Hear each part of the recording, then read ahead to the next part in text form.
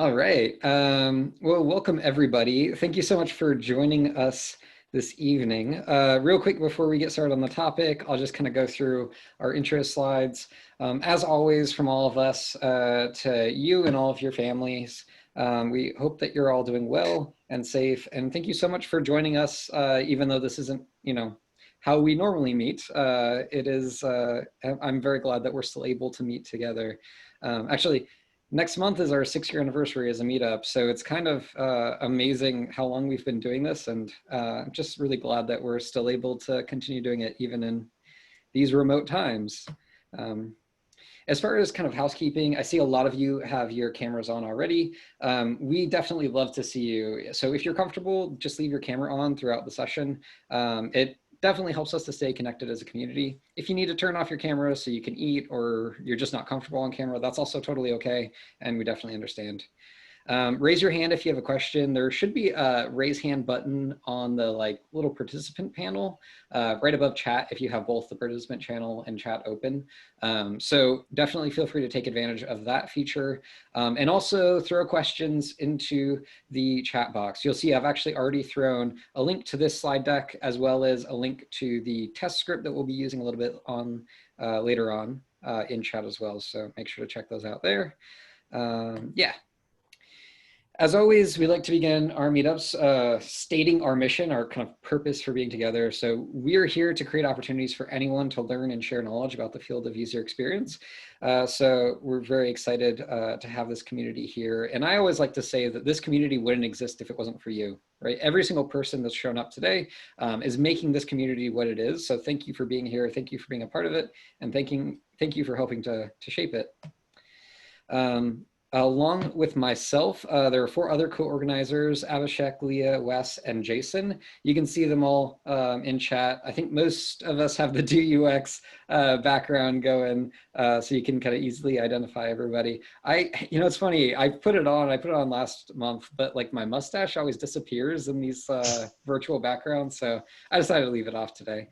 But yeah, definitely, if you need anything at all, reach out to any of us organizers and we can help. And then it has been kind of interesting because we've not been in person to enjoy their sponsorship, but when we are in person, and hopefully we'll be back to that sometime in the future, soon, maybe, Tech Systems always provides us pizza and beer to help our events just be, if you're coming in person, maybe you didn't have a chance to grab dinner, so it's kind of a nice thing. But anyways, we're grateful to them for kind of being such a great partner to our meetup. So we'll just kind of give them a continuing thanks. All right. So today we are going to be talking about remote user research. And first off, I just want to find out a little bit about everybody who's here. It looks like we've got about 30 folks in chat right now. So if you don't mind, punch a 1 into the chat box if you have never conducted a user research session before, like a usability test at all. Punch in a 2 if you have conducted a user research session or usability session, but never done it remotely. And then a 3 if you have conducted remote user sessions before. I just kind of wanted to get an idea of what our audience looked like. And while you all share that, I'll kind of share a little bit about myself. So I've been conducting remote user research since 2013, something like that. Actually, at my last job, Powered EMS, I kind of started our research practice, and we were actually to a point where we were running, I don't know, between 1 and 3 user research sessions every week. And Abhishek is on, maybe can attest. I don't know how many sessions we're doing weekly at this point, but hopefully we're still keeping up that trend of continuing to do a lot of user research as a company. In all of that, it's definitely a little bit different, right? When you're in person as a team, but your participant is remote. And we did it remotely just because we were doing research with people all over the United States in different industries. And it just was the only way we could reasonably kind of do that research and do it. I just lost my headphones. Do that research and do it without losing, I lost my headphones and I lost my train of thought. It was the only way we could do that research and actually connect with all those customers at the cadence we wanted to do it. So at that frequency. So And I'm gonna actually set a little timer for myself so I don't drone on too long on any one slide. So anyway, so I've done a lot of research, but now that we're in this kind of pandemic era, it is a little bit different, right? Like we don't have our colleagues to sit next to us, even if we're conducting research with somebody remote. So that's kind of what today's talk is going to be all about, is just tips and best practices for how you can facilitate research even when you're working from home. So kind of scrolling up the chat, it actually looks like there's a good amount of people who have conducted remote research, a couple of folks who have conducted research but not remotely, and it looks like only a few folks who have shared that they've never conducted any user research before. So that's cool. I might gloss over a couple of the more nitty-gritty details then, and kind of focus more on kind of some of the more specific to the advice that I could share types of things. But if there's anything that I skip over, definitely feel free to kind of raise your hand or ask me to dig into it. I see a question, do unmoderated usability studies count as remote? For the context of this session, we're going to be talking specifically about moderated user research. So not exactly, but unmoderated usability studies are actually a really great strategy for user research campaigns. I also really want to quickly frame our conversation with the why. And again, I've got a ton of stuff that I wanted to talk about today, and we're going to do a little activity as well. So I don't want to drone on too much, but I do want to say if you aren't confident on why you should be conducting user research, or if maybe you believe in it, but you have a hard time convincing your boss or your colleagues, that in and of itself is an entirely different talk. But it's definitely a discussion that's worth having. And a lot of times people's situations are unique. So jump into the Orlando Designers chat group and we can talk about that. Feel free to reach out to me directly about very specific scenarios you might have, and I'm happy to kind of discuss those as well. But to just reframe this why very briefly, I always like to go back to this quote from Nick Remus from Adaptive Path, where he shares that design research is the work that uncovers and articulates the needs of individuals and or groups in order to inform the design of products and services in a structured manner. And like informing our design in a structured manner, to me, like that's such an important aspect of design research. So let's go ahead and take a look at that overall. Design research, of course, can come in all different shapes and sizes, but, and it's totally okay to do, you know, off the cuff ad hoc research on something with somebody in the hallway. Like I fully support that. But in a kind of full potential of what design research might look like, you can kind of think through your test strategy, like deciding what you're going to test, what assumptions you need to validate, how you're going to recruit participants, plan your sessions. But really today, this is the part we're going to be focusing on for the purposes of like how to really do this effectively from home, right? Doing it remotely. There's also, you know, your post-session synthesis and acting on insights. And again, I just kind of wanted to frame our conversation today that I'll really just be focusing on conducting the session, but all of these other things also happen in like kind of the full journey of design research. So just kind of wanted to mention those as things that we should all be kind of thinking about. So for effective design research or from home, there are three kind of things that are different, in my opinion, than when we're conducting it in person. And the first is sort of the remote challenges that happen for facilitation. The second is kind of how to manage your note takers and observers, because they are a part of that session as well. And then the third are what are the tools and technologies that we can use to help make our lives easier when we're in this totally remote world. So let's dive in with facilitations, the challenges with facilitation. And first up, this is something that actually is a very important part of user research, even if you're in person, but I think it's even more critical when you are remote. So like many of us, you've just seen me maybe for the first time on this Zoom call, but imagine if we were in a kind of a one-on-one setting and you'd never talked to me before, and now we're getting into the Zoom call and I'm gonna ask you all sorts of like very deep prying questions. it really helps to build that rapport very quickly with the person you're conducting the research with. So in my opinion, having a little bit of that warm up or introductory banter is always worth it when you're conducting remote research. It does eat up a little bit of the time of the session, but you can actually use this time to your advantage in order to tailor your test plan. For example, if you're researching something like a feature that could apply to multiple products, you might be able to ask a question in that introductory banter about which feature or which products a person works with, right? So when you're asking these questions in this kind of banter scenario, you can actually have a lot of opportunity to dig into these details that can help you tailor your session. Like, usually you've got a specific scenario and specific tasks in mind, but you can always tweak those slightly, like have variables in your script where you're like, well, if they lean towards this type of feature or that type of feature, I could adjust it to be a little bit more personal to this particular person's situation. And it looks like I've got my screen back up, so that's great. Oh, also one last thing while we're here, make sure you introduce your observers, even if they're just silent observers. I think it's not only kind of rude to like have this conversation and have these like 5 people sitting in the corner quiet with their videos off, but also it can just like, I don't know, it always makes me uncomfortable. So I usually like to just give a nod to the observers, and especially if they're gonna kind of ask questions towards the end of the session. Okay. The next thing that's unique when you're remote, you can have your script up on your screen. I actually, oh no, here it is. I've got the usability test script that we're going to be using later up on my screen.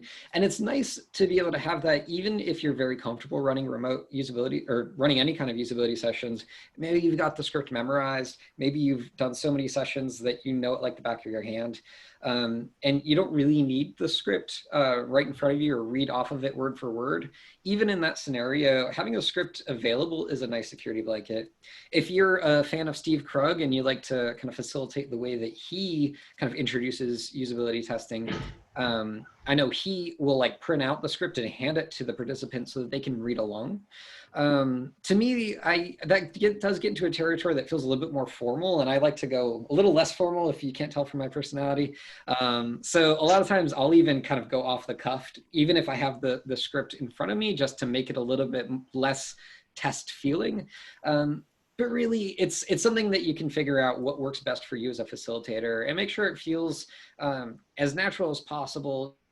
It's just reading through the script, that can feel very natural, but as natural as possible to make your participant feel comfortable.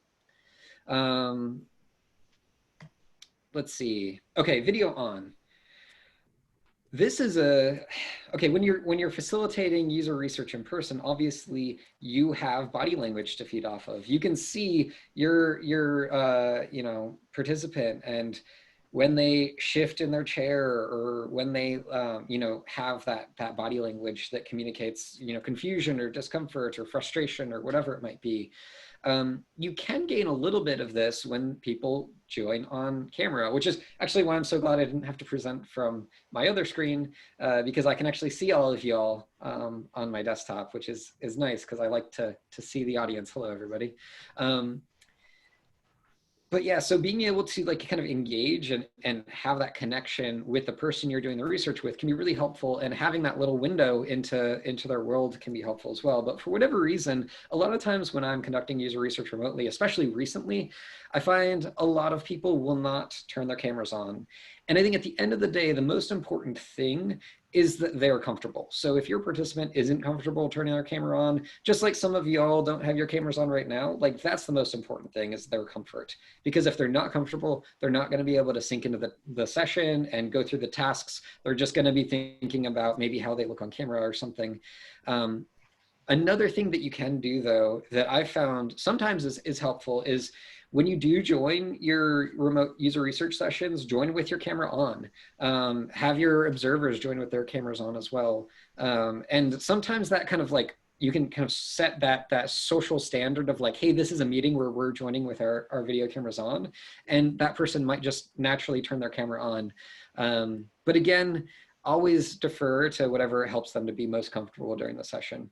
I actually had a session not too long ago where the participant they actually turned their camera on and it was yellow, and they shared that they had taped a Post-it note over their camera. And that they were like, sorry, but they didn't want to take the Post-it note off their camera and fuss. And of course, like, I think it's kind of them that they were, willing to even talk through it. But of course, if they've got a Post-it note over the camera, that kind of communicates that they really don't like being on camera during meetings. So again, making sure that whatever way that they're most comfortable, I think is the most important thing.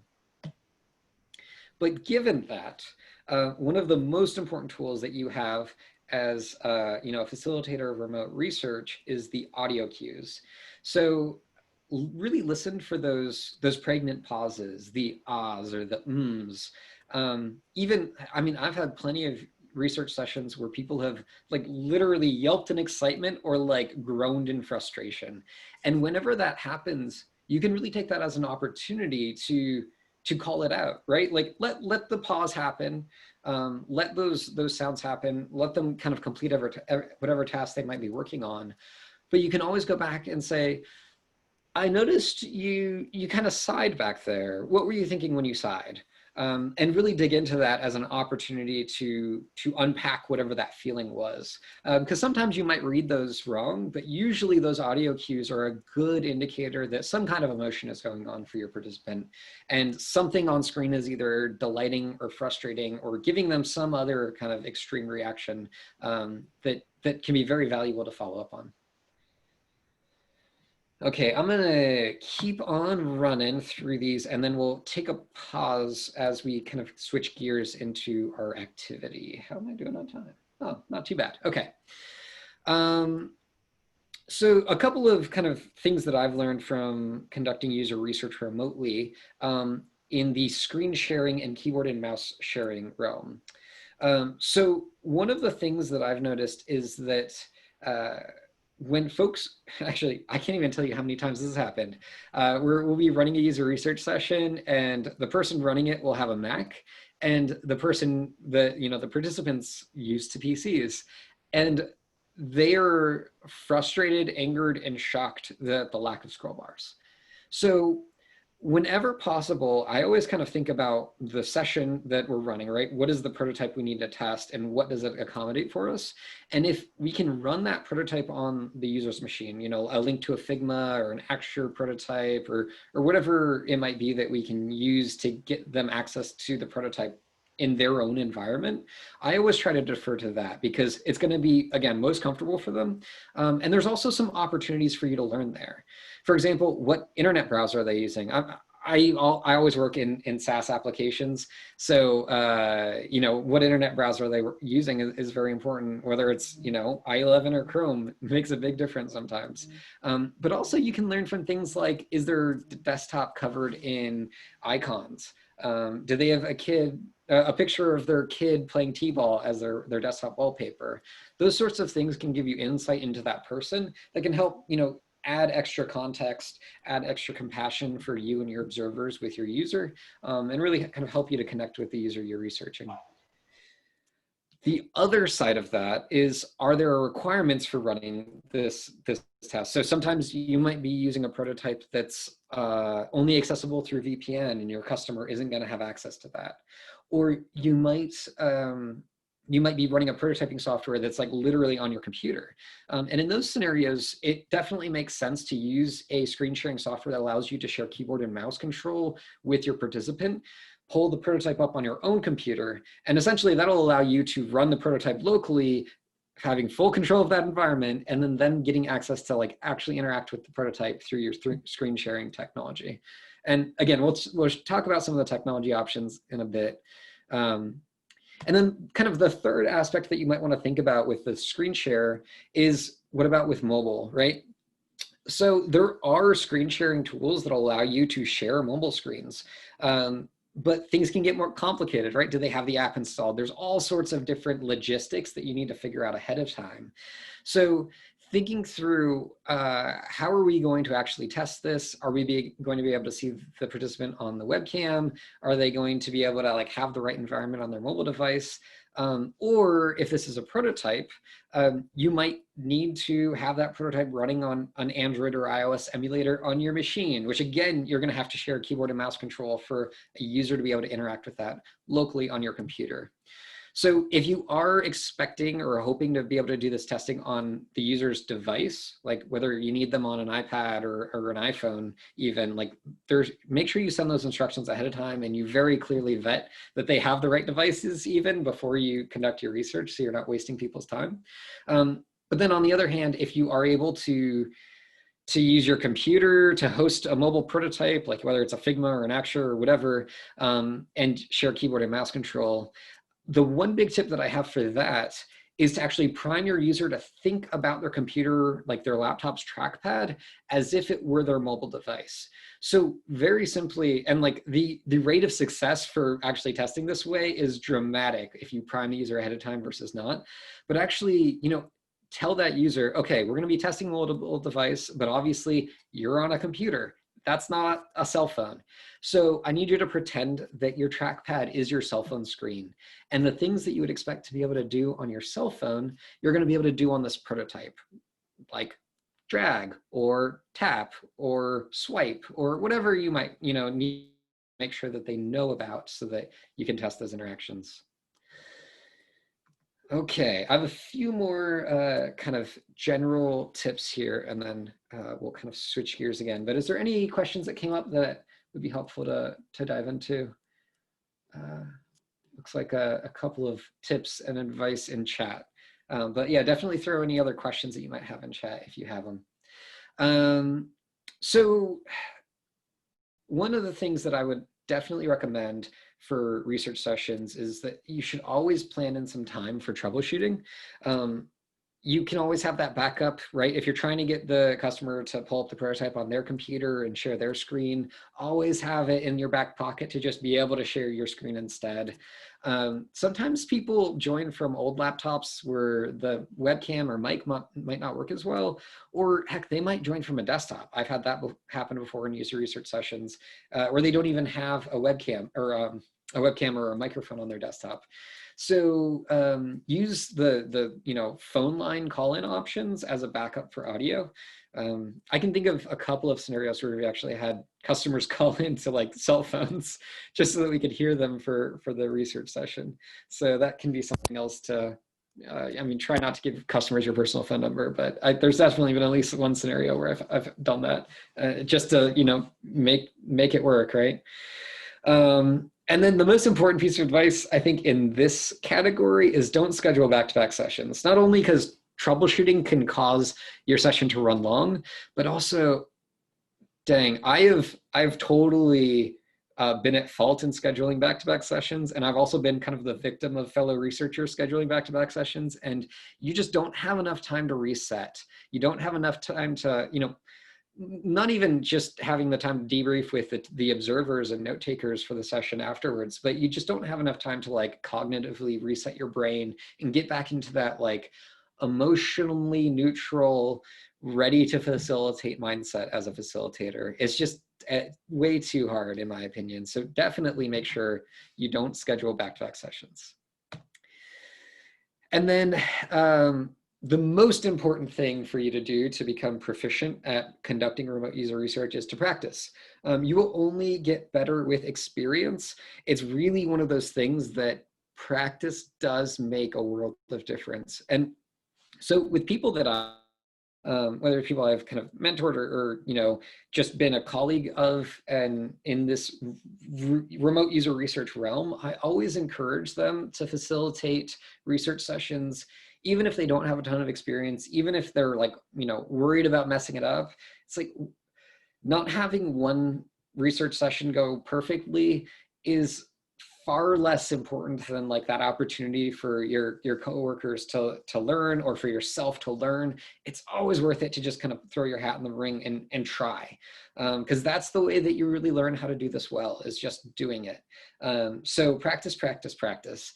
And also, heck, grab your significant other, grab your friends, grab your coworkers, conduct it even remotely, right? Like have you know, your best friend get on their computer and you get on yours and conduct a remote research session with them. Go through your practice script. It makes a huge amount of difference, not only in your confidence with being able to facilitate, but also just in your proficiency with being able to improvise when things don't go perfectly according to plan, which happens way more oftentimes, I think, than things going according to plan in research sessions. So on that note of practicing, we're gonna run a remote usability test. Let me see if I still have this in my clipboard. Yes, I'm gonna paste a link to the usability testing script. We're going to break out into small groups. I think maybe 3 or 4 folks per room. I'm not sure, Jason, you can make a game time call about what the right room size is. Maybe 4 or 5, I don't know. But we're gonna break up into small groups here in just a moment. Once you get into your small group, have one person you know, don't dawdle. We only have limited time. So one person decide to be the facilitator, one person decide to be the participant. Whoever's the participant, make sure you're comfortable sharing your screen. And then everybody else in the room will be your note takers. And what we're gonna do is you have the script. Just go ahead and pick either scenario 1 or scenario 2 on the script and run through it. And for anybody who hasn't conducted user research before, I'm gonna really quickly run through these rules. First off, don't lead. So if the task that you're trying to get somebody to do is click a button that says submit on the page, don't ask them to submit the form.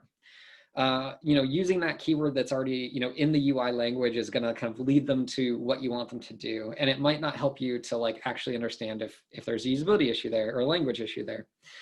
Second, let the user struggle. You can learn far more by letting a user not complete a task than you can by learning from how they struggle when trying to complete the task. Wait, did I say that wrong? You can learn, yeah, you can learn far more with them struggling than if they like just complete it right away. That's what I meant to say if I didn't. 2, limit the amount of times you remind your participant to think out loud. You definitely can prompt them if they are being more of a quiet participant, but if you prompt them too often, it kind of gets into this badgering place and it's just not helpful. So, you know, sometimes you're not going to have the perfect participant as far as thinking their capacity to think out loud. That's okay. 4, answer questions with questions. So if somebody asks, what's going to happen when I click this button, respond to them. What do you expect will happen when you click that button? Just because if you give them the answer, you don't learn anything about how they would expect the system to operate. But if you know, dig into it, then you get a lot of more out of that. Let's see, seek understanding and validate assumptions. I've had times in a post-session debrief where I said, wow, it was so interesting when this person said this thing, which like, they totally got it, and had, you know, another person in that session, actually probably Abhishek, be like, actually, I didn't interpret them saying that as they totally got it. I interpreted them saying that as they were totally confused. And so anytime something comes up like that, where there's that ambiguity, make sure you're actually, you know, asking those follow-up questions to disambiguate that and understand really what they're thinking. Number 6, don't focus on note-taking. You were there to engage with your participants. Let the note takers take notes. Jot down, you know, something here or there to remind yourself to like go back to something if you need to. But other than that, just focus on facilitating the session. And then number 7, this won't be a problem today because you didn't make these designs, but check your emotions at the door. It is very easy to fall into that trap of getting defensive when somebody doesn't understand how something you designed works. But that doesn't help you to make that thing better. So this is a really hard lesson to learn, but it's super, super important when you're conducting research. And on that, let's go ahead and do it. So again, pick your roles, use the script. Facilitator, remember the rules. Note takers, I'd like to ask you to also take notes on how the facilitator is doing. So if you see an opportunity where they could have asked a follow-up question, or if you see a place where maybe they didn't dig in, or you know, there was like a weird sound that the participant made that they didn't follow up on, whatever it might be. Taking that meta feedback can actually be super helpful, especially when we're trying to grow as facilitators, to be able to get that. And then we're gonna break for 15 minutes and then return right back here. Sound good, everybody? Sounds great. And I've got 6 rooms about to open, so I will go ahead and get that started. I might move some people around a bit and try to make sure that there's a facilitator or at least one of the co-hosts in one of the rooms. So here we go. 3, 2, 1. And you should get a prompt to join the room.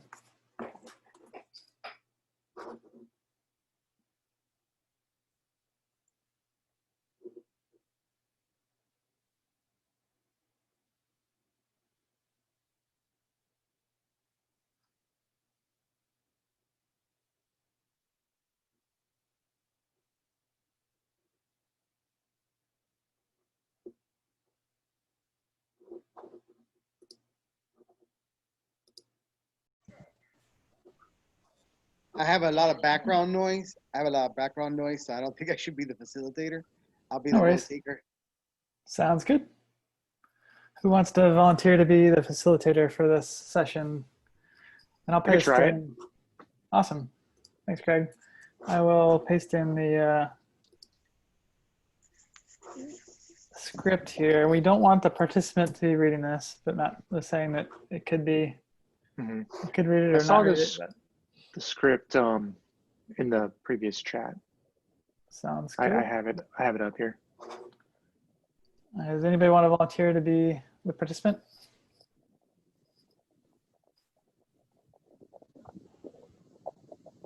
I'll do it. Awesome. Thanks, Cody.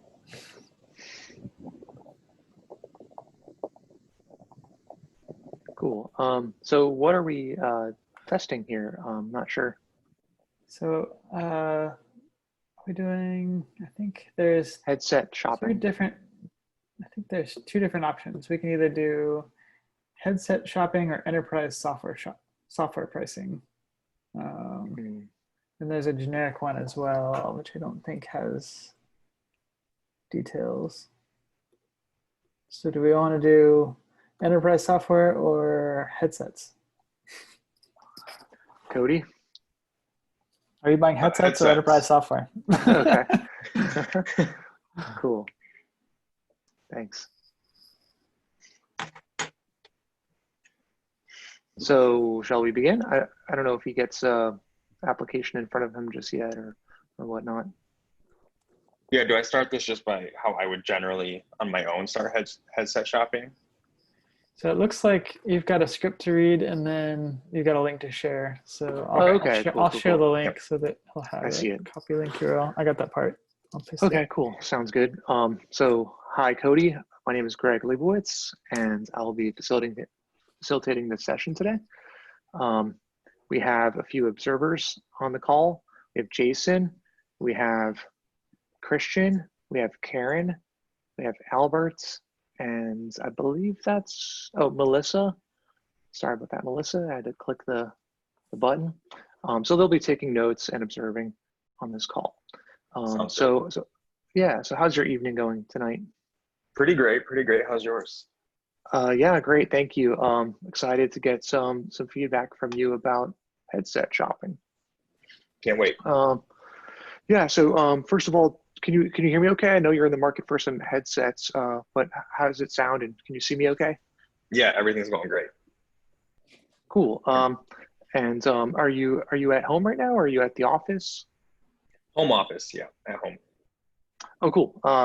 Yeah, with all the changes with everything right now, how's it been adapting to working from home? Better now. Just moved into a larger space, so finally have my own home office for once. Good. Yeah, that's awesome. Yeah. Congrats. Yeah, I just upgraded my desk, so I know the growing pains of all that. Yeah, exactly. Cool. So I'm going to go over some rules for this session. There are a few rules during the session, but don't worry. You're going to like them. The first rule is that you can't do anything wrong for the next 15 minutes. So don't be afraid to mess up, or don't be afraid to say what you think or how you feel, or, everything that you do is entirely correct, because we're testing a website and we're not testing you, So just act natural in how you'll respond. And by definition, you can't be wrong. Second, there will be some questions you will ask me during the session that I might not answer. I don't want to be evasive or anything, but we're looking for your responses to the questions. If you want to dig deeper into your expectations, and this is simply because we don't want to bias you. We don't want to, you know, influence you, basically. Yeah. Still, we ask these questions and they provide a lot of great insight for us.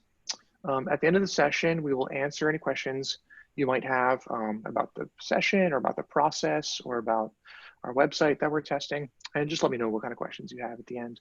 But Okay. the third rule and the most helpful thing that you can do for us during the session is to think out loud. You know, tell us what you're thinking about what you see on the screen or what you're thinking is happening in the background.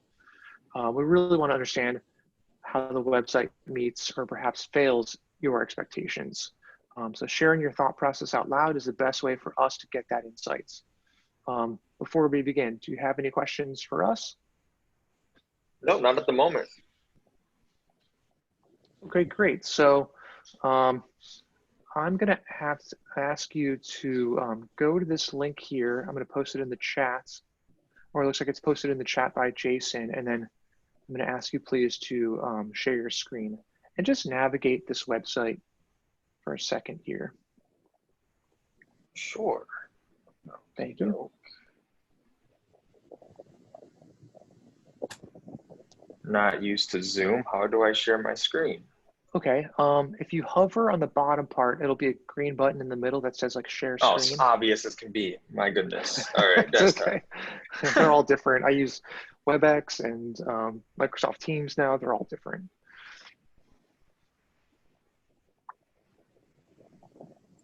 Oh, crap. This might exit me out of Zoom actually, because I need to give it special permissions to share Oh, my for the screen. browser? The browser Jason, will permissions? I be, yeah, will Yeah, I be brought back into the breakout room? even if it doesn't, I can see the breakout room, so I can add you back in if you drop into the main room. Okay, one sec. I'll see if it exits out. Sorry about that. It's part of the troubleshooting. Okay, maybe it might have worked. It didn't quit the thing. So let me try. Share my screen. Okie doke. Cool. All right, can you see my screen? Yep. All right, and you can see the website? Yep. Okay. Excellent. Thank you. So let's say for the first scenario that you're shopping for a new pair of headphones to support a more distraction-free work from home video conferencing solution. Your internet search leads you to this page of office style headsets. For the first scenario, I'm going to ask you to just basically explore the office headsets. When you first arrive on this page, what are your initial impressions?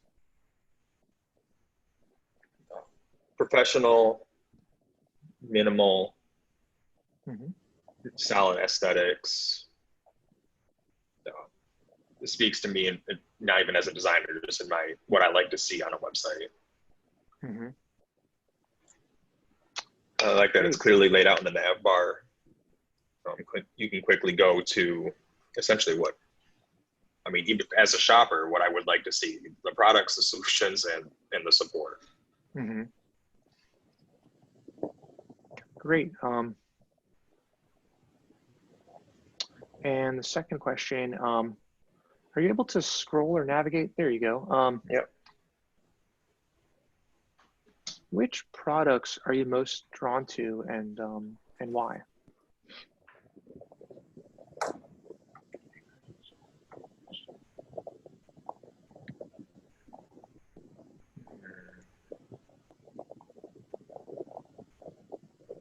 Well, I'm most interested in active noise canceling headphones. Mm-hmm. And why is that? Just to block out distractions while working from home, you know, with pets and everything. Mm-hmm. You know, partner working from home as well. Mm-hmm. Wireless headphones, definitely. I don't like wires. Mm-hmm. Great. But I'll probably start from there and then just check out pricing.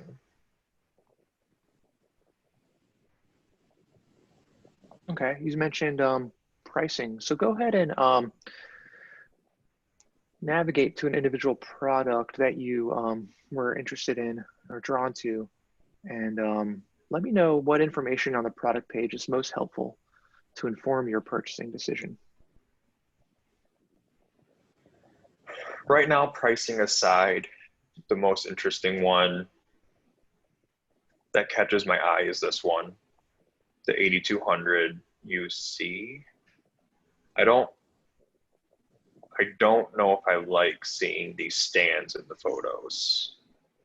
That looks very office-y and corporate. Okay. I can see why they're like that. These are for office headphones. So I'm looking for office headphones, but there's something about that aesthetic that didn't really catch my eye. These caught my eye more than all of them. Okay. So you mentioned price is the most helpful for informing your purchasing decision?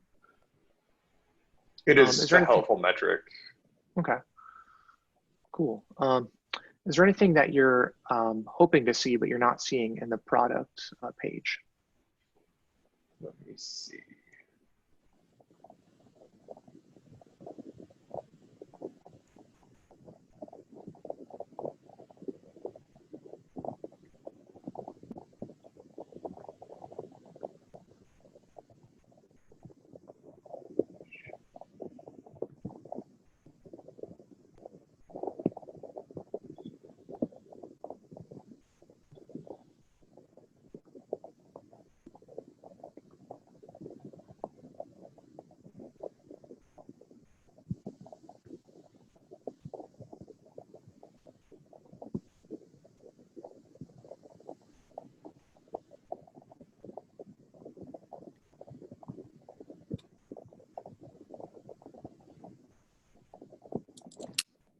Talk me through what you're looking for or not seeing, perhaps. So I'm just checking out the specific specs. The only thing I'm not seeing is frequency range in terms of lows, mids, and highs, and its attainability and spectrum there. Okay. But that's not at the top of my list for what would be a priority in a headset for the office. This is a good one. The decibel? Yeah. I like seeing something like this, especially in noise canceling headphones. It's pretty useful. And what else do you consider when you're thinking about purchasing an item like this? I would definitely check out reviews. Okay. And try to find commonality in the negatives and the positives. And I would rate as and I would sort by most recent. Okay. And what do you mean by commonality between negative and positive reviews? What do you mean by that? So if I'm seeing common words in the negatives, like commonalities as in headphones keep dropping out, they keep disconnecting from the computer. Similar reviews saying, oh, I get lots of bad noise feedback in my meetings with these headphones, and vice versa with the positive reviews. Cool. Great. So what would your next step be for this page here? What do you think you would do next? If they had it available, I might click compare. There's like a compare button. Oh yeah. To compare this headphone set against other headphone sets. It'd be useful to compare specifically the specs of them with certain features, comparing certain features that are available.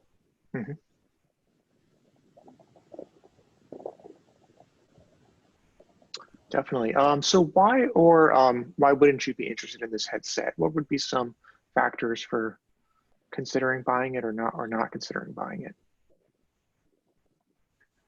The price is certainly up there in Yeah. what I would spend on a headset. Mm-hmm.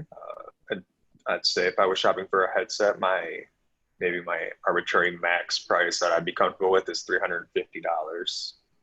Okay. But it depends on how good it is and how enticing the product page is. If it will get me to push that extra $20. The next thing I would leverage is the reviews. Mm-hmm. And typically, as I shop, seeing anything below a 4 stars makes me weary. Okay. But I see this is close. Okay. So that's when I'd probably immediately jump to the reviews at that point. Okay. And then from there, I would compare if there was a compare section and say another similar headset that was cheaper. I would see what I'm going to miss out on if I get the cheaper headset. Mm-hmm. Definitely. And so it sounds like if these were at a 4 or above, or were ranking highly for you, you might consider it, but 350 might be your max, it sounds like. Yeah. Okay. And then of course I would look at review, like professional reviews if they were reviewed, like something like Gear Patrol. Oh, so these kind of testimonials are helpful as well? Yeah, but I would, when I see testimonials, if this isn't linked to it, I would go and search for this review to see if this was concatenated at all, or, picked over for a landing page type deal. Okay, so you might PR spun, anything like that. So you might prefer like a active link there to go. Yeah, that would be useful. Check out the resource yourself. Cool. Mm-hmm. And then for my last question, was there anything that frustrated you about the web page? I don't mean to interrupt, Greg. You did a great job, and great job too, Cody. But we're gonna rejoin the main room. Okay. I'll be ushered back in a second. Here we go. Thanks, everyone. Thanks so much. Yeah, thank you. Because that's not really true. I mean, that's never true about software. Eventually you're going to have to pay for something. Yeah, I feel that. Okay. And was there anything in particular here that frustrated you in any way? No, I mean, they didn't try to, they didn't give me any pop-ups that, tried to get me to enter my credit card or do anything like that. So. Okay. Woo, and now it is 8:21. I think we hit it for time. Woo. All right, I'm going to stop sharing my screen. Okay. And I'm going to start sharing my screen again. But as I do, I'd love to hear from folks. What did you all think about that? It's harder being a participant than I remember. I've never actually been a participant in a usability test, so that was interesting. Yeah, it's really kind of, and I think that's something that you kind of see with participants, where some people are very kind of naturally comfortable sharing thoughts. I even have some folks where, I say, you can't be wrong. And, you get like a witty response, like, I never am. Yeah. And other folks, are less comfortable kind of sharing their thoughts and thinking aloud through that. Anybody else? Was this anybody's first time kind of facilitating a user research session?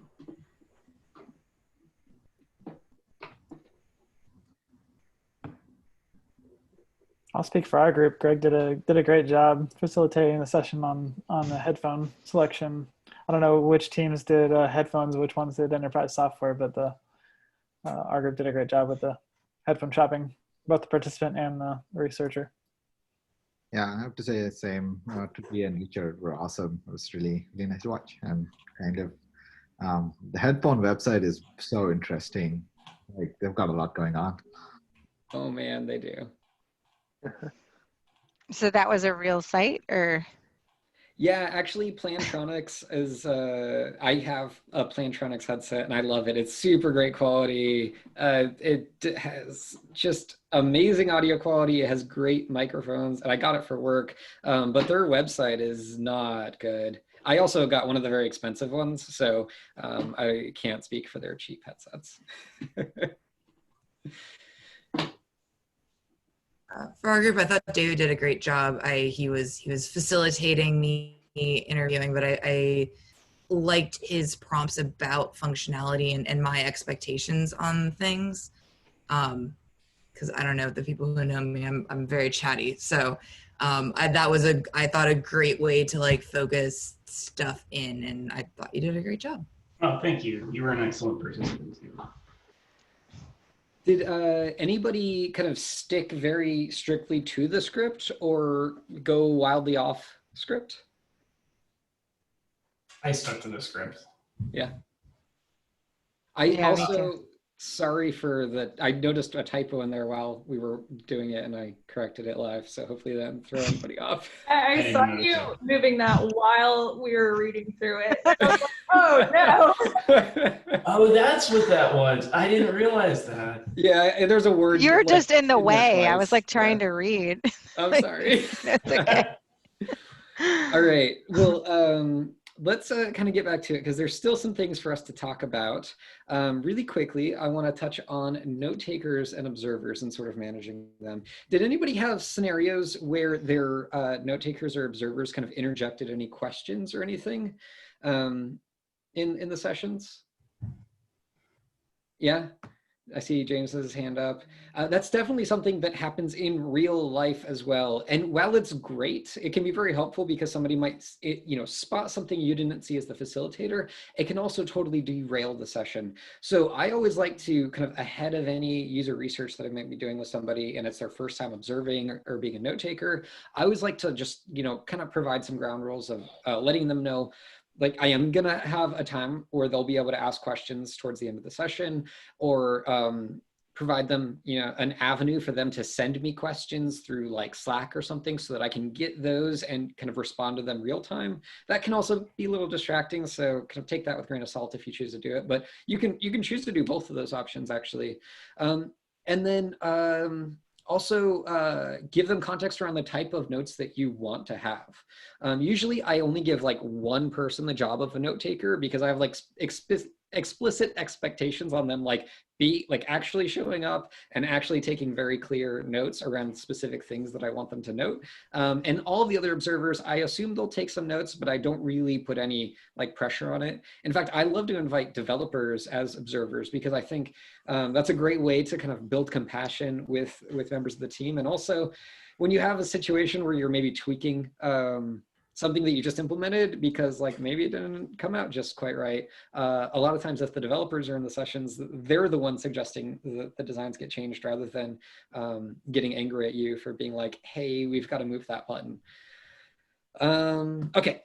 So our last category of things to talk about, and I'll probably try to talk about these pretty quickly because I realize it is almost 8:30 already, but tools and technology. And as I go through these different categories, please throw your suggestions into chat as well. I'm going to try to compile all the suggestions that people share and kind of share those back out into the Orlando Designer Slack group, just as like one consolidated list. But our first technology is booking. And I actually think I have Jason to thank for introducing me to booking software, but I don't know if you've ever tried to book, like schedule a user research session with somebody and like spend literally hours going back and forth, emailing with the person, trying to find a time that works for everybody. Because I've literally spent hours doing that and it is terrible. So instead you can use these booking technologies. It doesn't matter if it's Acuity or you can book me or Calendly or any of the others that kind of do the same thing. What matters is that they give your customer or your user the option to just pick a time that works for them and don't have to worry about the back and forth, which is so great. The things that you should keep in mind when you're trying to choose the right booking technology for you is, does it integrate with either your calendar or your team's calendar? Does it automatically set up the remote sessions, like whether that's a Google Meet or a Zoom or a GoToMeeting or whatever, will it automatically create those remote session links? Because that also takes a lot of time. does integrate with your CRM, like whether that's Salesforce or some other kind of user tracking system or support system, so that you can actually, you know, have an idea around who you've done research with and who you haven't. And then does it accommodate branding and messaging? Some of them do, some of them don't, and that might be something you care about and might not be something you care about. So those are all things to just kind of keep in mind of your personal checklist when looking for booking technology. But I would 100% recommend using booking technology. The second technology category is for recruiting. So when you're looking for folks, and this can sometimes be like the hardest aspect of user research, like how do I get my hands on users to begin with? Going to your CRM or actually going to like your user accounts to try to connect with different users who might be worthwhile reaching out to see if they're interested in participating in user research is a great way to go. So like becoming friends with the folks on your support staff is a great way to kind of get insight into that of like who might be a good person to reach out to. Of course, there is some selection bias in that, and I'll admit that, but again, I've said it before and I'll say it again, just doing research is better than you know, not doing the research because you're too worried about this side or the other. Social media can also be a great way to look for research, especially for smaller projects or if you're working on a side project or something. And you can even use things like surveys, like a Google survey, to like, you know, create a social media post, have somebody go through a Google survey that they can self-qualify, like that they do meet the criteria for who you're trying to research with. And that Google survey can end with pointing them to the Calendly so they can sign themselves up for a spot.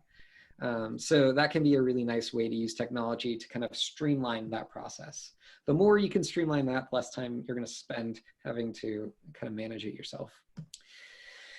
Let's see, remote meetings. So obviously we're on a Zoom call right now. We all are kind of familiar with remote meeting technology.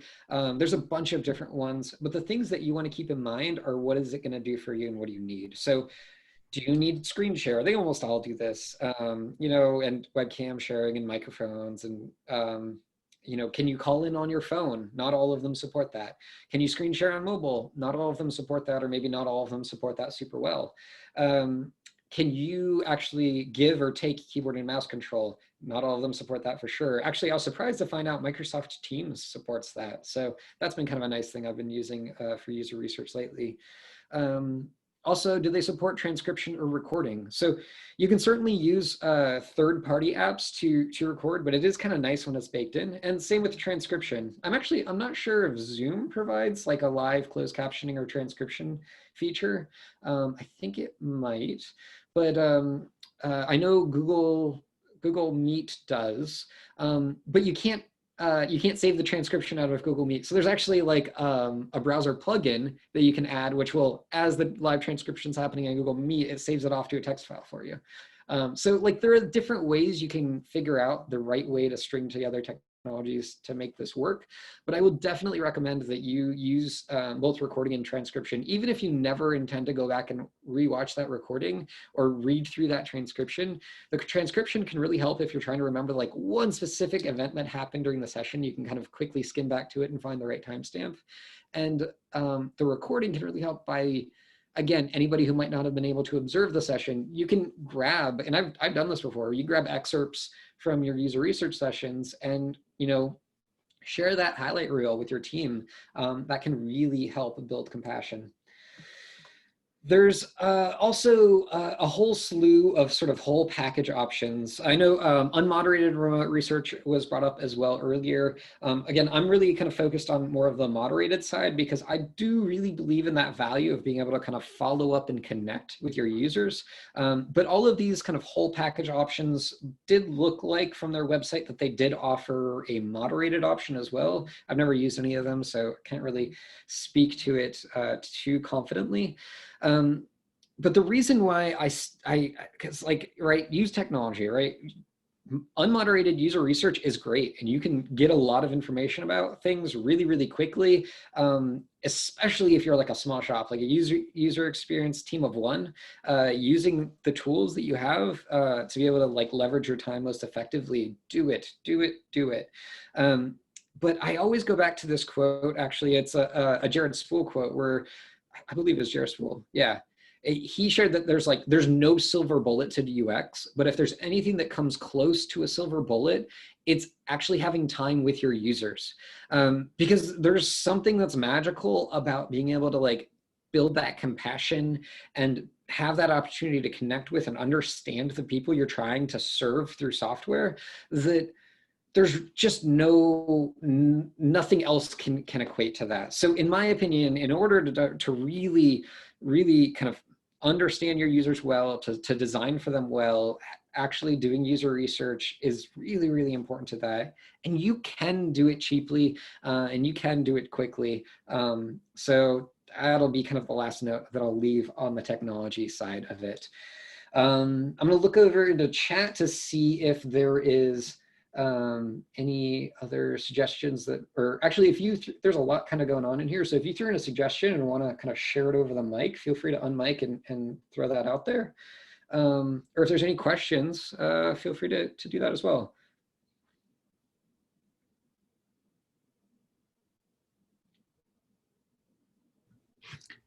Hey, Matt.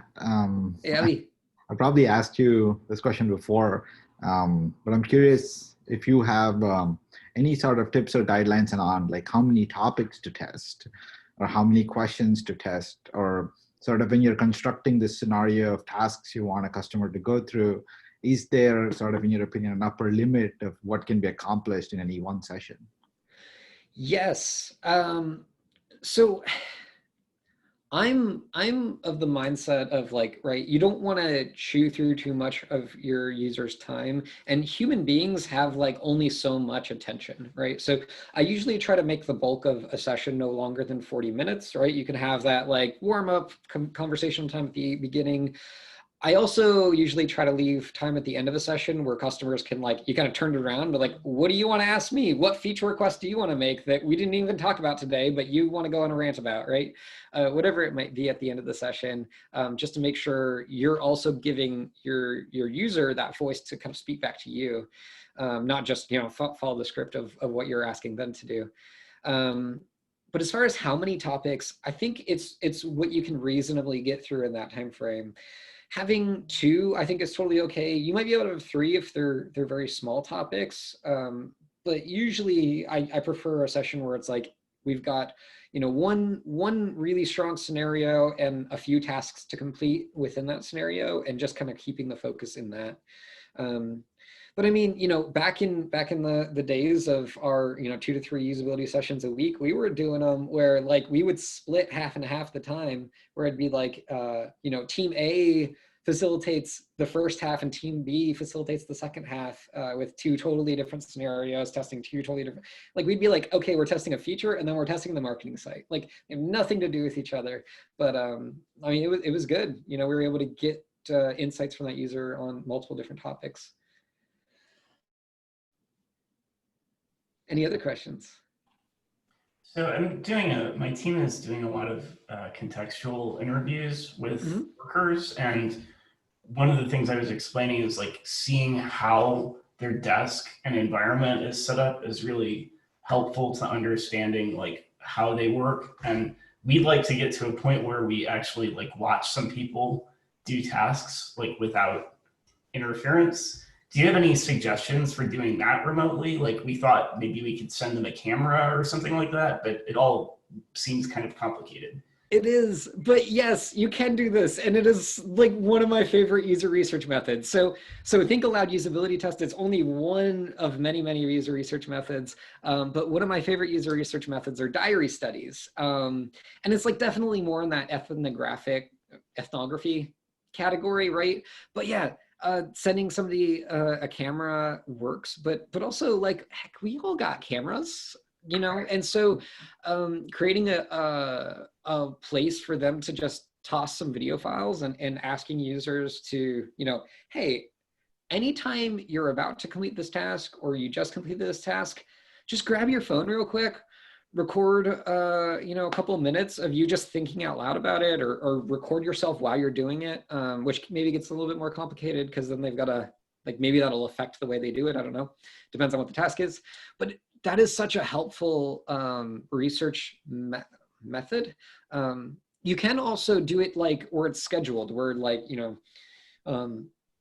you send them a text at the same time or a random time every day for a week, right? And have them, when you send that text, just be like, hey, grab your phone real quick and record a little video about this topic, whatever it is you're trying to research, or respond to this. I do definitely also want to emphasize your point about contextual inquiry. That is so helpful. And actually part of the reason why I like webcam on helps so much, and also screen share, like seeing that person's desktop, that's kind of like a little tiny window into that contextual inquiry of being able to see their space. Like I've been in research sessions where people go entirely outside of the app we're working on. They pull up Outlook and they go through their email and they pull up an Excel file and they're showing me the things of how they complete their tasks that are related, right? But like that can be really, really helpful. But yeah, I mean, I've conducted research with people where they've pulled up a binder. They like reached over to the filing cabinet next to them and grabbed a binder, and being able to see that and experience that moment for them is also really, really helpful in your research. So yeah. Diary studies are awesome though. I really hope you try them. And if you do, please let us know how it goes. Yeah, thanks for the suggestion. It's a great idea. I'll suggest it. In fact, you could speak at this meetup. Give us a little case study on how your diary study goes if you do it. That'd be super cool. Yeah, that's great. I know that some of my colleagues expressed interest in some of these meetups that I told them about. So yeah, that's very nice of you to offer. Thanks. Yeah. Any other questions? I know it's starting to get a little bit past time here, so we should probably wrap up soon. Yeah, Matt, I had a question that I tossed in the chat. I was wondering, have you had it done with kind of a focus group? Have you done this where there's more than one person kind of able to chime in? And how has that gone if you have done it? Oh, okay. So focus groups are a research method, but like diary studies are one of my favorites. Focus groups are one of my least favorites because there's a lot of research around why focus groups aren't great. But like the group think, the loudest voice in the room problem, the highest paid person's opinion in the room problem, we call there's just a lot of issues where when you get multiple people together giving you feedback on something, it's less effective than if you're able to do that one-on-one research. All that being said, I've certainly conducted research sessions where users invite their friends and peers and colleagues to the session. And when that happens, you kind of just have to roll with it. I've tried the actually this is supposed to be a one-on-one kind of thing, but it's usually like if what they want is to invite their coworkers into that session, do it where it's an entire team of 3 people sitting on the one computer and one of them decides to drive. Like, it's definitely weird. A lot of times people don't necessarily have the picture in mind of what a user research session is or think aloud usability test is, so they don't realize that like, oh, I'm gonna have to like perform in front of my coworkers, which can also get awkward and make it feel more like a test. But yeah, you just kind of roll with it and do your best as a researcher. I wish I had a better advice. I actually have a question that ties into that too. One of the things that my group was discussing right before we got cut off was that users who are focused more on the design. And I've been in a group where there were 4 different participants and the loudest person in the room was honing in on like the color and typography and not really the actual usability. So one of the questions that came up during our discussion was, what are some questions that can elicit more functionality type questions rather than design? I wish I had a question I wish I had an answer to the question you actually asked, but instead I have sort of sideways advice from that, a little bit tangential. So I did this really big prototype one time. It was like the first time I was testing this new concept, and it was very like, oh, this cool innovative idea, and we're gonna change Power DMS forever, which actually ended up happening. It was kind of cool. But the very first prototype I did of it was in full color, and I, for whatever reason, just slapped this awful shade of blue. And the very first user research session that we had, which was like literally the day I made the prototype, it was just slapped together very quickly. The only feedback the user would give was about the awful shade of blue and how much like Power DMS is an enterprise application. People use it for their jobs. They have to like log into it every day of the week. and they were like, this will make me miserable if I have to look at this color every day. Like, they were like mean about this color. And like, I didn't care. I didn't really pay much mind or put a lot of attention into the color, but that's really a lesson for low fidelity prototypes, right? Like, so immediately I made the prototype black and white and wireframed, right? Even font stuff you can use, maybe not Comic Sans, but like Axure has a built-in like handwriting font. For this, I used a font that's free on Google Fonts. It's called Patrick Hand or something like that. And that can kind of make it a little less like, you know, about that. Though I have also had situations where people were like, oh, I like this. It feels like a coloring book. Is it actually going to look like this in the wild? It's like, no, this is just the prototype. I don't know if that helps, Leah. No, that's a good point, because we were looking at the headset one, and we just kept asking, like, is this a real site? Is this a real site?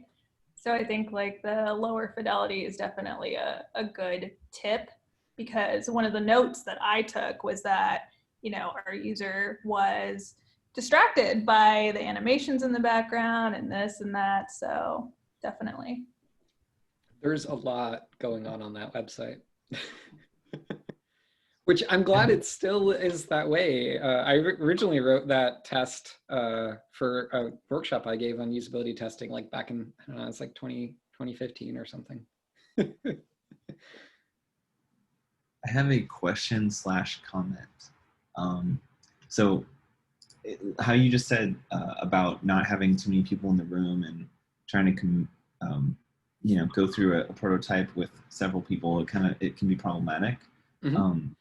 Maybe this is like a totally different, actually I think it is a totally different type of research, but like if you're doing like user interviews and there's not necessarily like a prototype that they're interacting with, we're just trying to maybe understand their job role and where their problem areas lie. I feel like there's kind of like pros and cons. Like I've had good experiences and bad experiences with like the one-on-one or groups. And I don't know, maybe you have some feedback on like how to get more good experiences or get that ratio a bit better. And to give an example, like when I've got a one-on-one session, sometimes I'll run into this problem where like, oh, that's not really what I do at the company. Like I'm the CFO, I don't do that. That's for like the grunt, you know, accountant to do. I don't really know how that process works. Or when we have too many people in the room, it'll be like several people do the thing, but they all do it differently. So yeah, it's just challenging. I don't know if anyone else has experienced the same thing. Yeah, I mean, I kind of asked that question because we have done kind of focus group where someone is driving, and that is, you know, startling a little bit. And some people are, oh, it's cool, I'll drive. And we've had people where they have been totally the loudest voice in the room, but it's interesting because someone else usually emerges, and then they end up like kind of like challenging that voice a little bit, and it creates different perspectives that conversation sometimes reveals things that you wouldn't have heard if you just had the one person talking about their individual experience. Because they're like, oh yeah, you know, that I think about it, like the last time I did this for my child, right? Like they were thinking about themselves until someone else brought something else up. And then it did lead the conversation a little bit, but it was interesting to see they weren't being guided in their answers. The conversation changed. And that I kind of have been like, oh, I don't know about having multiple people until I've seen people kind of respond differently. And, you know, you do sometimes get the person that is like totally making it not such a great experience for everyone. But a lot of times you get some pretty good stuff out of it. So it just depends, but I don't think it can be exclusive, but definitely seeing that that response of the group going, oh yeah, I didn't look at it that way. I mean, yeah, that's just something that I found interesting, and I wanted to know. I haven't done it remotely though. I've only done it in live sessions, and I haven't tried it in a remote forum before. I have done that kind of research remotely, and it isn't all that different than doing it in person because, like, again, you don't have to worry about prototype issues and stuff. But yeah, I mean, I think the best advice I could give to like that challenge of trying to kind of figure out how to engage with folks is just to be curious and really dig in to like I mean, I would really, again, like try to do it one person at a time if possible, but try to dig in, you know, even if you're in a group of people, like dig in with one person at a time and kind of go around, maybe even of like really kind of focusing and being inquisitive to that one person, how they answer the question, and then, you know, kind of going to the others maybe. But it's always harder in a group scenario. It was cool. We would always ask people, you know, we would have their names and kind of put a card in front of them, but digitally we could see their names if we did it that way. And we would ask people, we'd let people know up front, we're going to give each of you an opportunity. We will go through each person and ask you what you think and get your feedback, and then we can talk about it a little bit, right? And we'll do those kind of things. And then people are like, oh yeah, I see that, you know, that kind of thing. So yeah, it's cool. Thanks. Yeah, because I was gonna say, like, my biggest frustration with although the one-on-one sessions do tend to be easier, and I think I can get into more granular detail, my biggest frustration with them is when we end up getting the wrong person in the room. And maybe that just comes down to like finding the right participant. But like, you know, if you're trying to figure out how a certain flow works, and you get like, we do a lot of so what we do is we provide merchant services to businesses. So a lot of times we'll get like the business owner or like a C-suite executive in one of these meetings, because that's like typically who we have the conversation with. But if they're not the one that actually does the task, then yeah, it's hard when the person who pays for the product isn't the person who uses the product. But yeah, right. I would really recommend you know, digging in through that connection with them, even or maybe through a session questionnaire to make sure that you are, you know, because especially those folks are like, their time is worth money, right? And so you don't want to waste their time, let alone yours. To Claudio's question about kind of testing with participants that can't see or hear, I've never had the opportunity to do that, but I would imagine for seeing, I've talked with some folks. There's actually a couple of folks who are in the Orlando Devs group who are, you know, don't have 100% vision, and they're really interesting, just like talking with them and learning about how they use technology. But I would imagine in that sense, it would probably be pretty similar, but you would just have to make sure that they had access to whatever screen reader technology they might need. As far as can't hear, I would assume maybe it would just be, you know, kind of using chat to kind of give the scenario and give the tasks. But again, I've never kind of personally experienced doing either of those. So it looks like Jason has a little bit. We had done sessions with a couple of blind users, and both of them were users who use a lot of different software as blind users, and, you know, work with product organizations to, you know, work with product teams to improve the products for. Sorry, there's dogs and cats in the background. Both of them like had, you know, they really understood technology, and you know, were like really leveraging the tools in ways that we had never expected. So it was more of a demo of how they use the product and how they got around and how we can make it faster and better for them.